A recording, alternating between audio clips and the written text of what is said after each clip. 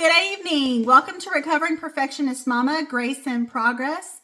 I am Buffy, and if this is your first time joining us, welcome. Happy to have you.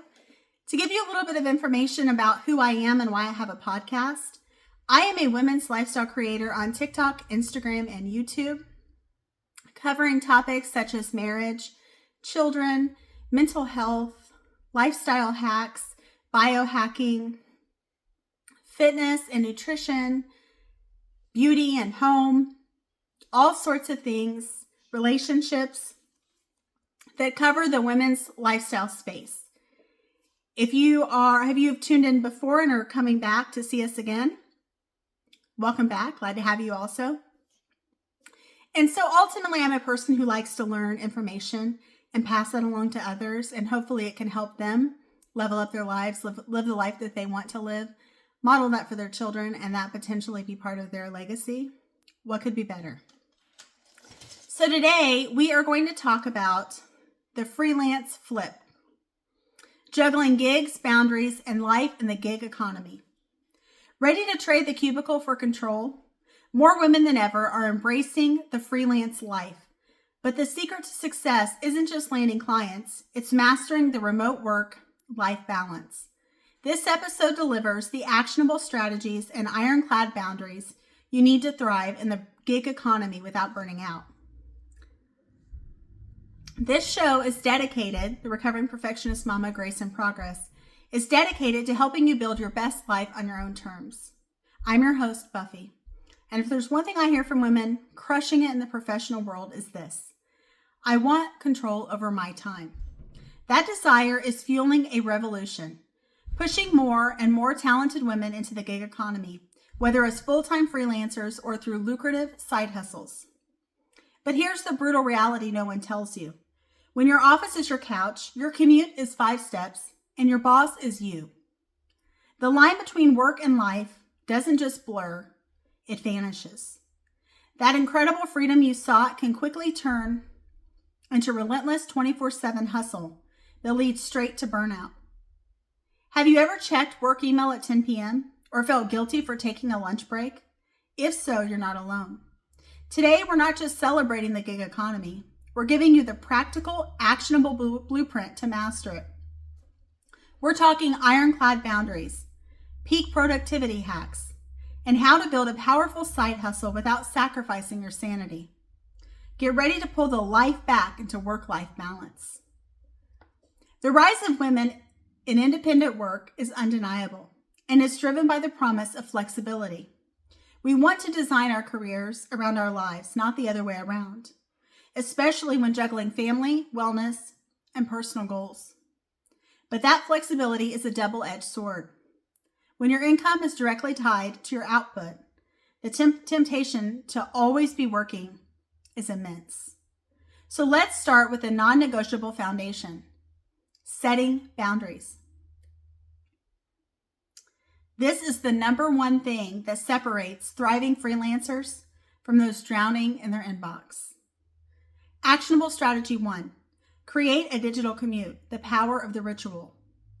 Tip A, the power on, power off ritual. You need an unmistakable signal to your brain that work has begun, and more importantly, that it has ended. Physically leaving an office gives you this. At home, you have to create it. In the morning, try a digital commute. Get dressed, even just from PJs to activewear. Grab a specific mug, walk around the block, and then sit down at your dedicated workspace. In the evening, do a shutdown ritual. This is critical. Close all your tabs, write a tiny to-do list for tomorrow to clear your mental slate, and physically close your laptop. Don't check it again until your digital commute starts tomorrow. Tip B, time block your availability. The beauty of freelancing is choosing your hours, but you must still have hours. Define your work window. Example, 9 a.m. to 4 p.m. Communicate this clearly to clients. And then, here's the kicker, honor it yourself. Use an out-of-office response outside of those hours for new emails. Something like, thanks for reaching out. I'm currently away from my desk. I respond to all emails between 8 a.m. and 4 p.m. Eastern Standard Time. and will get back to you during those hours. This sets professional expectations and protects your downtime. Now, let's talk about the remote work juggling act, productivity and focus. Working from home is a hotbed of distractions, from laundry to kids to the siren song of social media. You have to be more disciplined than ever.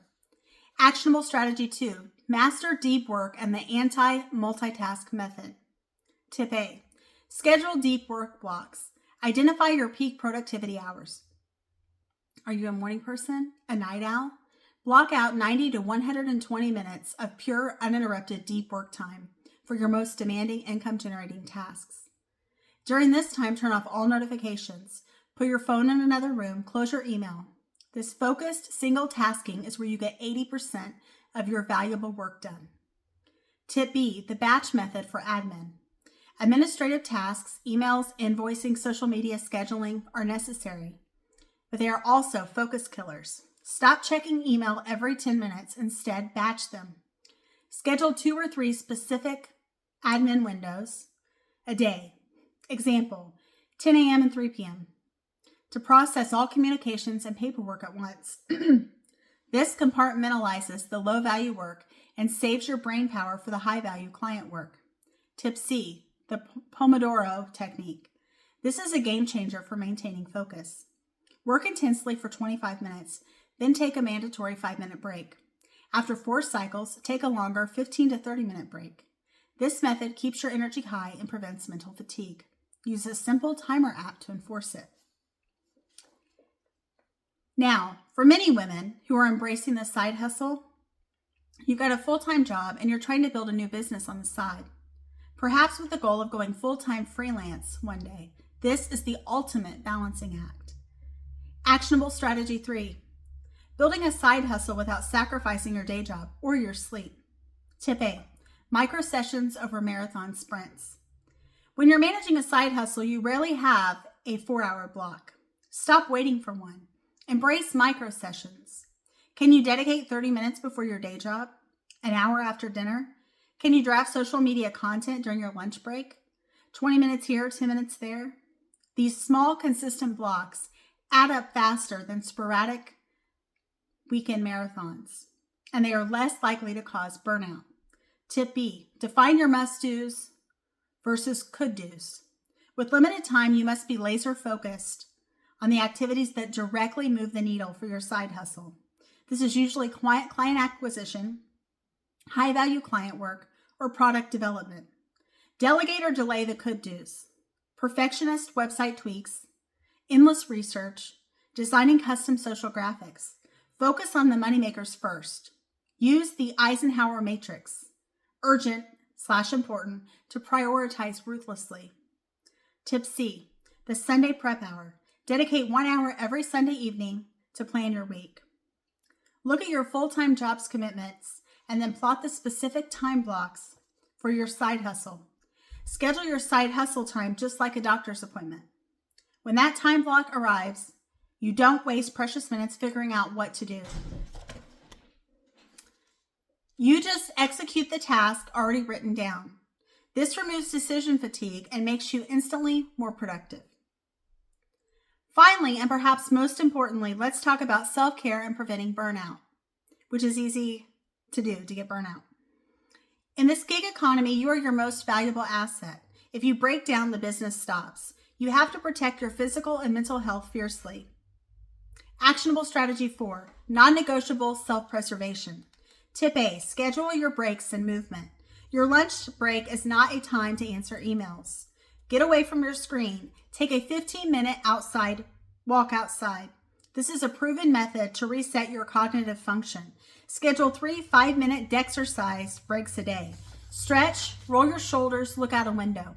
Sitting is the new smoking, and as a remote worker, you have to fight it intentionally. Tip B, protect your social life/relationships. The lack of an office water cooler can lead to isolation. Make an intentional effort to connect. Schedule a virtual coffee with a fellow freelancer or a friend.